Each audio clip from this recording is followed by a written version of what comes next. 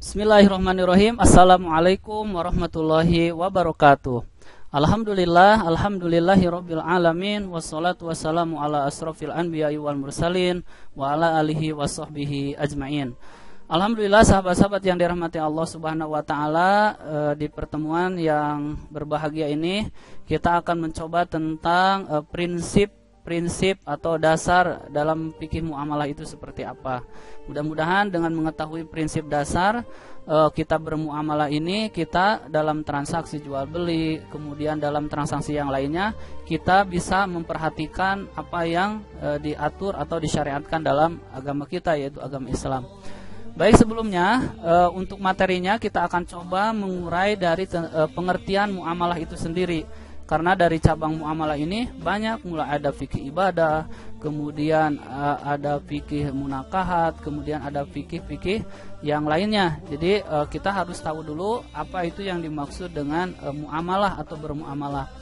Sahabat-sahabat yang dirahmati Allah Subhanahu wa taala, bermuamalah atau muamalah ini adalah asal katanya asalnya itu adalah amala yu'amilu muamalatan, yang maknanya itu kurang lebih adalah saling bertindak.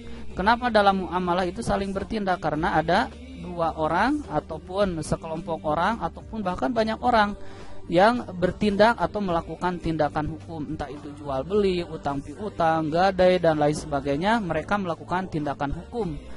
Atau bisa diartikan juga dengan saling berbuat. Kenapa saling berbuat? Karena pada prinsipnya bermuamalah itu adalah berbuat. Seseorang memiliki barang, kemudian orang memiliki uang, maka akan ditukar antara barang dengan uang tersebut. Maka hal tersebut bisa dikatakan muamalah itu adalah saling berbuat atau saling mengamalkan, sebagaimana tadi dikatakan amala yu'amilu muamalatan, artinya dia beramal.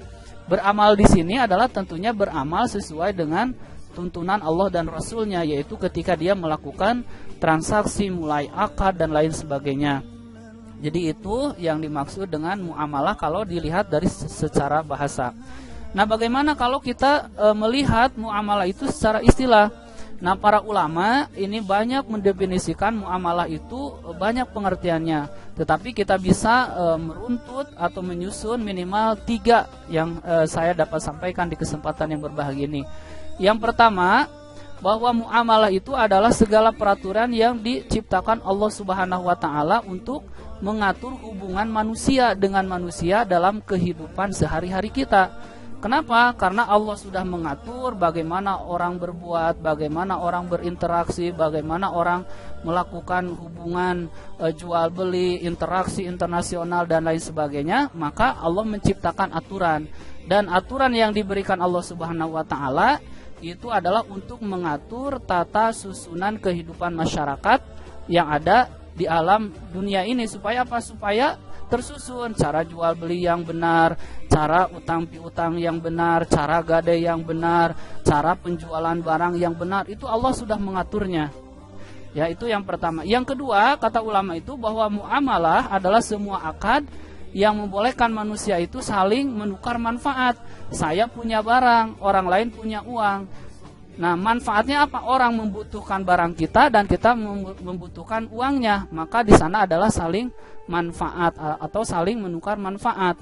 Jadi muamalah itu adalah akad yang membolehkan seseorang atau manusia saling menukar manfaat, entah itu dengan barang, uang ataupun barang dengan barang. Seperti hal itu. Dan yang terakhir, bahwa muamalah itu adalah tukar menukar barang atau sesuatu yang bermanfaat dengan cara-cara yang sudah ditentukan. Kalau kita pinjam uang, caranya seperti apa, ketentuannya seperti apa, syaratnya apa, antara ada rukun, ada syarat, ada ketentuan. Nah itu, maka muamalah mengatur supaya hubungan interaksi tadi ya saling memberikan manfaat dengan cara-cara yang sudah ditentukan. Cara-cara ditentukan di sini adalah tentunya ada tuntunan dari Allah dan Rasulnya. Allah berfirman, Rasul berkata melalui baik itu perbuatan, ucapan ataupun takrir Rasulullah SAW. Jadi itu sahabat-sahabat sekalian inti dari muamalah itu sendiri. Nah, sekarang bagaimana kita melihat antara prinsip dasar fikih muamalah itu sendiri? Karena kita sehari biasa jajan beli kesana kemari, setiap hari kita bisa memesan barang dengan dunia yang canggih saat ini, tentunya kita harus mengerti apa sih prinsip dasar dari fikih muamalah itu sendiri, sehingga sahabat-sahabat yang ada di rumah ataupun di mana yang menyimak kajian ini atau tayangan video ini mengetahui bagaimana prinsip dasar dalam bermuamalah itu sendiri.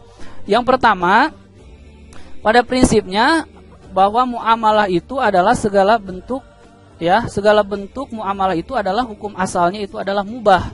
Sebagaimana dalam kaidah usul fikih dikatakan al aslu fi asya'i fil muamalati al ibahah. Jadi pada dasarnya segala sesuatu, asalnya pada segala sesuatu itu, pada persoalan muamalah itu adalah hukumnya mubah. Illa madzalla dalilun ala khilafihi, kecuali kata para ulama dalam kaidah usul fikih dikatakan kecuali jika ada dalil yang menunjukkan atas makna lainnya, atau itu boleh atau tidaknya. Jadi sudah ada maknanya, ini halal, ini haram, ini makruh, ini subhat, terkecuali sudah jelas antara dalil alasan yang menunjukkan bahwa muamalah itu terlarang, boleh atau tidaknya. Sebagaimana dicontohkan dalam sebuah hadis, kata Rasulullah SAW, al-halalu bayyinun, wal haramu bayyinun, wa bainahuma mushtabihatun, kata Rasulullah SAW. Jadi antara yang halal dengan yang haram, kata Nabi, sudah jelas. Jadi kita bisa membedakan di zaman yang canggih saat ini, kita bisa melihat mana yang halal, mana yang haram, mana yang subhat. Wa baina mushtabihatun, dan di antara yang halal dengan yang haram tadi, kata Rasulullah SAW, ada yang subhat.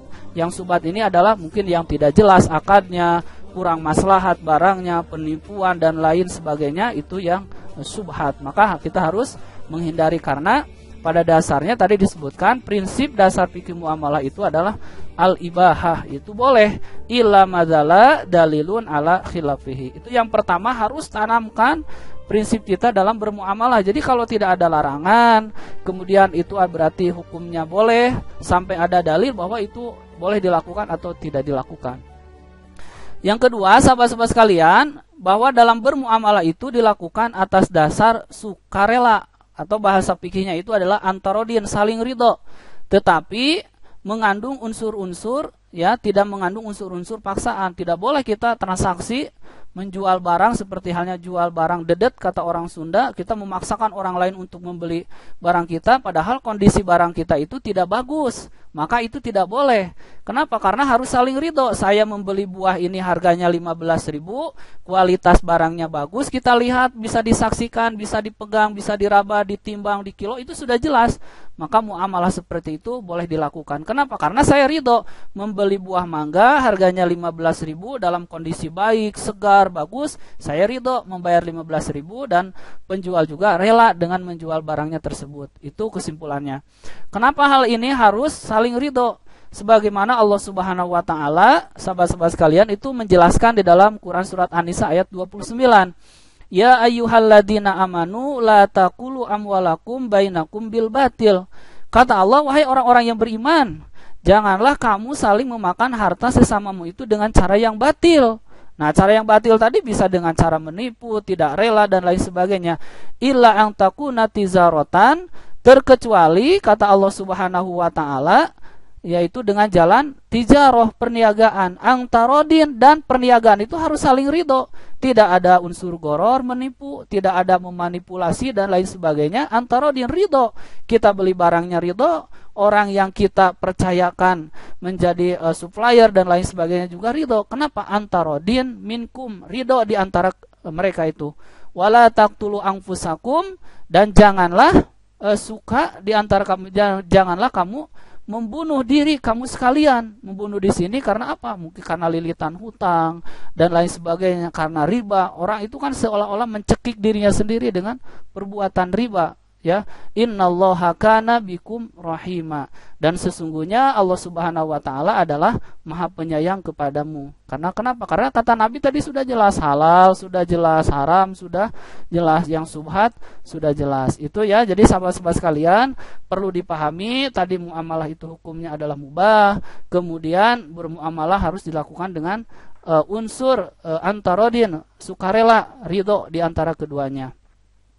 Yang ketiganya, bahwa muamalah itu dilakukan dengan dasar pertimbangkan mendatangkan manfaat. Tidak boleh kita bertransaksi, baik itu gadai, utang piutang, pinjaman, dan lain sebagainya, tidak mendatangkan manfaat. Orang meminjam itu pasti butuh. Ketika kita memberikan pinjaman, berarti manfaat untuk orang yang sedang membutuhkan. Jangan menghindari, ya, dan jangan menghindar ketika ada orang yang meminjam. Contoh halnya, kalau kita punya, sampaikan ada, diberikan sekian, tidak bisa full semuanya, sampaikan, karena itu adalah baik untuk orang yang memberikan pinjaman dan orang yang dipinjamkan, dibandingkan dengan mengatakan kita punya tetapi dikatakan tidak ada, maka kita sudah berbuat kebohongan, ya. Jadi muamalah dilakukan atas dasar pertimbangan mendatangkan manfaat. Kalau tidak manfaat, ya jangan bermuamalah, ya. Menghindarkan, dan harus menghindarkan kemadaratan. Contoh, orang lain butuh uang, kita nih misalkan ada uang 10.000, membutuhkan 10.000 katakanlah. Kemudian katakanlah, nih saya kasih pinjam kamu uang 10.000, tetapi ingat ya, besok jadi 12.000. Itu menjadi madarat. Menjadi madarat bagi siapa? Satu, bagi orang yang meminjamkannya. Kenapa madarat? Karena melipat gandakan uang itu sama dengan halnya adalah perbuatan riba, tidak boleh. Karena apa? Prinsipnya di dalam katakan bahwa muamalah itu adalah wa ta'awanu alal birri wa taqwa wala ta'awanu alal ismi wal udwan. Itu jadi harus jadi prinsip dasar dan lain sebagainya. Jadi prinsipnya wa ta'awanu alal birri wa taqwa wala ta'awanu alal ismi wal udwan. Jangan memadaratkan orang lain, ya, dalam masyarakat. Sebagaimana dalam sebuah hadis dikatakan, kata Nabi, la darara wala dirara. Kamu itu tidak boleh membuat kemadaratan dan tidak boleh pula membalas dengan kemudaratan. Kalau orang lain berbuat dolim, ya kita jangan berbuat dolim. Kalau orang lain menipu kita, ya kita jangan menipu kita. Itu prinsip dari bermuamalah. Sehingga kita bisnis, pedagang, pengusaha, semuanya kalau memahami prinsip dasar muamalah ini pasti akan menghindarkan dirinya untuk berbuat madarat dalam kehidupan sehari-harinya dan akan melakukan kebaikan-kebaikan. Nah, ini menjadi dasar kaidah, ya, oleh para ulama dijadikan dasar, yaitu adalah ad-dararu yujalu, bahwa kemadaratan itu harus dihilangkan. Kenapa? Agama kita mengajarkan dalam bermuamalah itu harus memberikan manfaat, jangan sampai memadaratkan, baik itu jual beli dan lain sebagainya. Itu ya sahabat-sahabat sekalian, yang ketiga jadi harus dipahami. Yang selanjutnya, bahwa dalam bermuamalah itu dilaksanakan dengan memelihara nilai-nilai keadilan. Ya, jadi nilai-nilai keadilan ini harus dipelihara dalam bermuamalah, menghindari unsur-unsur penganiayaan dalam pengambilan kesempatan dan lain sebagainya. Kenapa? Karena unsur keadilan ini adalah, ya, diutamakan dalam ketika kita bermuamalah. Jangan sampai ingin mendapatkan untung yang begitu besar, tinggi, sehingga menjatuhkan lawan partner untuk bekerjanya. Itu nggak boleh. Kenapa? Karena prinsipnya adalah keadilan. Contoh, kalau di sebuah pasar ada penjualan barang itu misalkan umumnya adalah 25.000, maka kita tidak boleh terlalu rendah misalkan jadi 15.000 atau terlalu tinggi menjadi 50.000 ketika kita melakukan transaksi. Karena apa? Harus adil. Kenapa? Karena prinsip keadilan ini adalah dalam bermuamalah sangat dijunjung tinggi. Kenapa? Satu, kalau kita 25.000 berarti harganya ya minimal kita 25.500 atau boleh misalkan di bawah itu, tetapi jangan terlalu bawah kata Nabi, dan jangan terlalu tinggi ingin mengambil keuntungannya. Itu sebagaimana disebutkan dalam surat Al-Baqarah, fa illam taf'alu, dan jika kamu tidak mengerjakan, ya, atau meninggalkan sisa riba, sebagaimana biharbi minallah wa rasulihi in tubtum falakum ru'usun amwalikum la tadlimuna wa la tudlamun. Itu dikatakan. Jadi maka jika kamu tidak mengerjakan, meninggalkan sisa riba, maka ketahuilah bahwa Allah dan Rasulnya akan memerangimu, dan jika kamu bertaubat dari mengambil riba, maka bagimu pokok harta, kamu tidak menganiaya dan tidak pula dianiaya. Begitu. Jadi prinsip-prinsip dasarnya mulai keadilan, sukarela, tadi ya, saling membantu, wa ta'awanu 'alal birri wa taqwa, itu harus diperhatikan. Itu prinsip dasar. Yang ketiganya, pembahasannya itu adalah tentang ruang lingkup dari fikih muamalah ini sendiri. Yang pertama, di sini bisa dikelompokkan menjadi 5. Yang pertama adalah muamalah maliyah atau hukum kebendaan. Ya, hukum kebendaan ini ada tanah, mobil, rumah, ya benda-benda ini disebutnya adalah fikih maliyah. Yang keduanya ada pembagian fikih muamalah ini adalah fikih munakahat, hukum perkawinan. Jadi hukum perkawinan itu termasuk di dalam pembahasan fikih muamalah karena tadi hubungan mengatur hubungan orang per orang, individu per individu, kelompok atau golongan itu diatur oleh Allah Subhanahu wa taala. Tadi ya, sebagaimana pengertian dari fikih muamalah itu adalah mengatur hubungan antar manusia supaya mendapatkan manfaat ya atau kemaslahatan. Yang ketiganya ada pembagiannya itu adalah muhasanat. Muhasanat ini adalah hukum acara.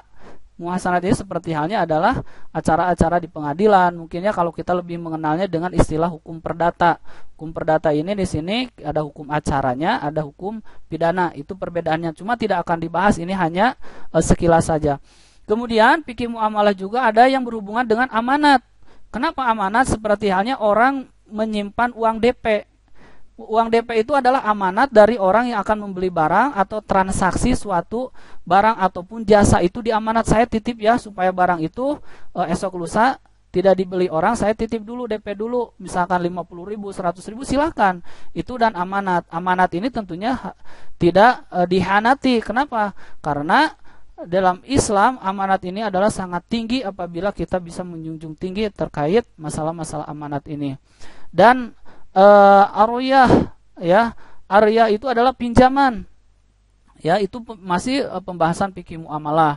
Kemudian ada tirkah, harta peninggalan sepertinya warisan, kemudian harta gonogini, harta peninggalan. Jadi itu pembahasannya. Tetapi kalau di masyarakat fikih muamalah ini tentunya cakupannya ya luas. Ada fikih ibadah yang mengatur bagaimana cara kita beribadah.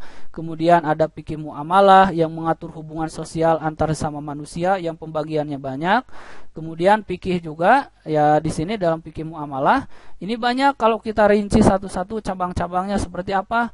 Ada hukum yang mengatur tentang hubungan antar satu pribadi dengan yang lainnya. Ada yang menyangkut aturan sipil, perdagangan, keluarga, gugatan, pembahasan harta, baik dari aspek cara mendapatkan atau mendistribusikannya maupun dari aspek hakikat dan konsep kepemilikan harta itu sendiri. Makanya mulai dari akad atau transaksi ya itu harus benar-benar kita dalami karena fikih muamalah ini sangat luas. Barangkali itu saja sahabat-sahabat sekalian, ringan ya, insyaallah durasinya juga tidak terlalu panjang. Silakan untuk materinya bisa dari para ustadz yang lain juga banyak. Ini hanya sekedar secara umum saja bagaimana fikih muamalah mulai dari konsepnya, kemudian prinsip-prinsip yang harus kita amalkan dalam bermuamalah dan termasuk ruang lingkup dalam fikih muamalah itu sendiri. Mudah-mudahan bermanfaat ya, tayangan yang singkat ini dan tentunya memberikan manfaat untuk saya yang menyampaikannya. Mohon maaf apabila ada kekurangan. Terima kasih atas segala perhatiannya. Assalamualaikum warahmatullahi wabarakatuh.